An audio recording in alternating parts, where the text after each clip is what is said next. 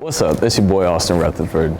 I remember the days in real estate where I would hope for one deal to close a month, maybe even one deal every 2 months. That would be the goal. Where I wished that my phone would ring so I could act like I was busy. If my phone wasn't ringing, I was pissed because I wasn't busy and I wasn't making money. But last month, in the month of June, we closed 24 deals in our real estate company. It's the most deals I've ever closed. You know, some of them were flips, some of them were rehab, some of them were wholesale, some of them were private money deals, some of them were rental property deals. There were a lot of different ways of these deals closing.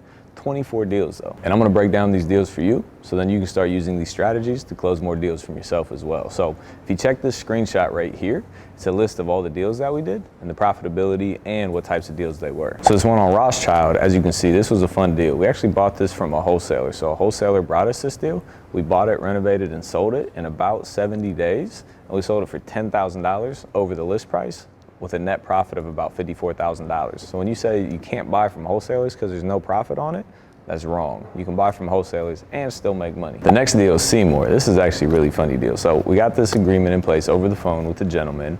Everything was good. We assigned it for $15,000. We were gonna make 15 grand on the deal. So I showed up to the house and he was very judgmental to me, if you catch my drift there. And long story short, we had a great relationship on the phone, but as soon as he met me and saw me, he wanted nothing to do with me. You know, he completely talked to me differently, just didn't want to do the deal, didn't like me as an individual, and backed out of the deal. So he just disappeared. We was calling him, everything, he would not answer. So what we actually did is we filed an affidavit on the property stating that we had a contractual interest in the property to purchase the property because we were ready, willing, and able to perform on our agreement.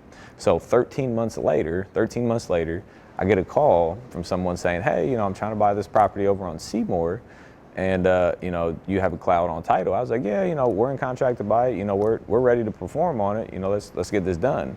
And they're like, well, actually, you know, I'm trying to buy it. I'm in contract with the seller. It was actually a buddy that I knew, and he already had it assigned for $50,000. So he was going to make 50 grand. I was going to make 15 grand. I was like, yo, let's just I explained the affidavit in the process. And at the end of the day, you know, it's my deal because I had it first. But I was like, look, you know, let's make this a win-win. You already have the relationship. Let's just do the deal. Let's split the $50,000, 25-25. Let's get the deal done. He was like, bet, let's do it. I'm in. Got the closing, made 25 grand on it. This next one on Frebis was a duplex that we tried to assign, and it was just a bad deal. Very busy street, commercial, industrial, warehouse across the street. It's a very rough location. So we assigned it for $4,000, and I know some of you saying it's only $4K, but you know, all the work was done. We had the deal, we had the pictures, we had the buyer lined up. There's no reason to not just go ahead and assign it. So we assigned it, you know, made $4,000. And this property on Studer, this was actually from another wholesaler. They could not find a buyer for the property. So they contacted us. We ended up finding a buyer. We assigned it, you know, again, small deal, but it's free money because there's no marketing expense to it.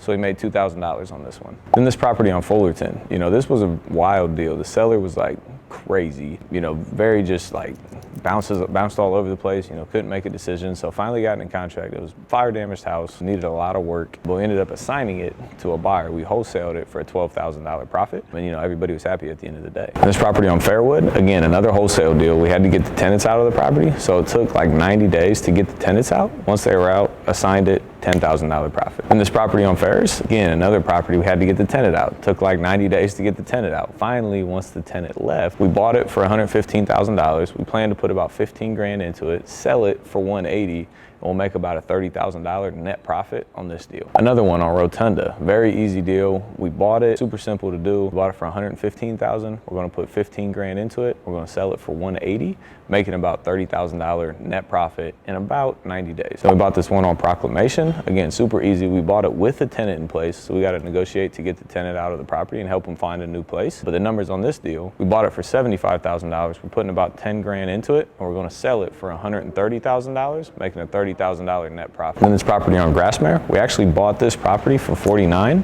and we're selling it to one of our end buyers for $65,000. So after paying some closing costs and everything, we're going to end up making $13,000 on this deal. So Crown, this is a property that we bought. We're buying it at $130,000. We're putting $20,000 into it. We're going to end up selling it at $190,000. So our net profit on this will be about $22,000. This deal is a little bit tighter than what we normally do.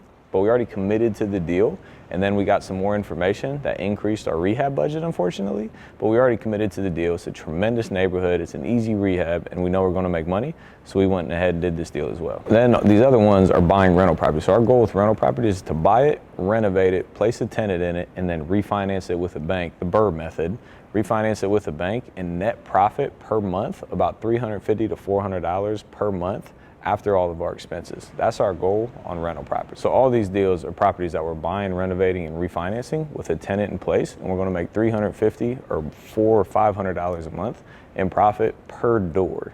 So properties we did this on, Little and Gunston, both of those are single family houses. We bought them, we're renovating them, we're placing a tenant in them, and we'll make money every single month. United is a duplex. We're buying, we're renovating, placing a tenant in. Gunston, buying, renovating, placing a tenant in. 17th is an 8-unit building. We're buying it, we're renovating all 8 units. This one's going to take a little bit longer because there's more units at the end of the day. And then we're going to refinance it, keep it as a rental property for a long-term buy and hold. And then on top of that, months ago, we bought 3 other properties, a duplex on United, another duplex on United, and a duplex on Palace. These properties we took to a bank and refinanced. So we bought them, we renovated them, we placed a tenant inside of them. Now we're refinancing them to put permanent debt in place, and these are already cash flow now. We already have renters paying money every single month to make cash flow every single month. Then the properties on Gears, Cheswick, Clabber, and Ellery are all deals that I lent money. I was a private money lender on to a friend of mine, where I'm gonna make $3,000 to $4,000 in interest on each one of these deals. So I lent the money, I didn't do anything else. They're paying me interest and my money back. Then this property on Jenkins, this is a JV deal. So a buddy and I partnered on this deal. I lent all the money, we partnered on it. I get 30% of the profits, which I'll end up making about $17,000 in profit on this deal from lending the money to him in the first place. So overall in the month of June, we made $107,000 profit on our flips and our wholesales.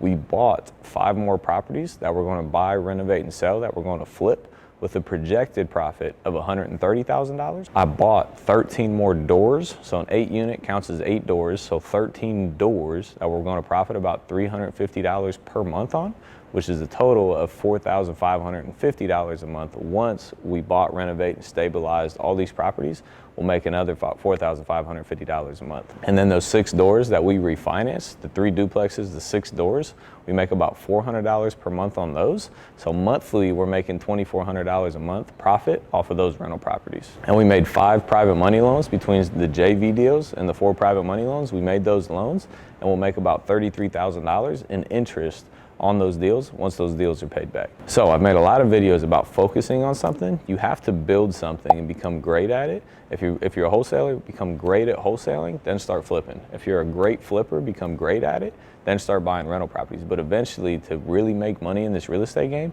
you have to have all facets. You have to make money in a lot of different ways, and that's what we did here this month in June. So don't get tied up to one business model. Make sure you're finding ways to make money on as many avenues as possible. So comment below, let me know your thoughts, let me know your feedback, let me know how many deals you've done for your biggest month. While you're down there, make sure you hit that like button, hit that subscribe button so you can get all the content going forward, and we'll see you on the next one. Peace.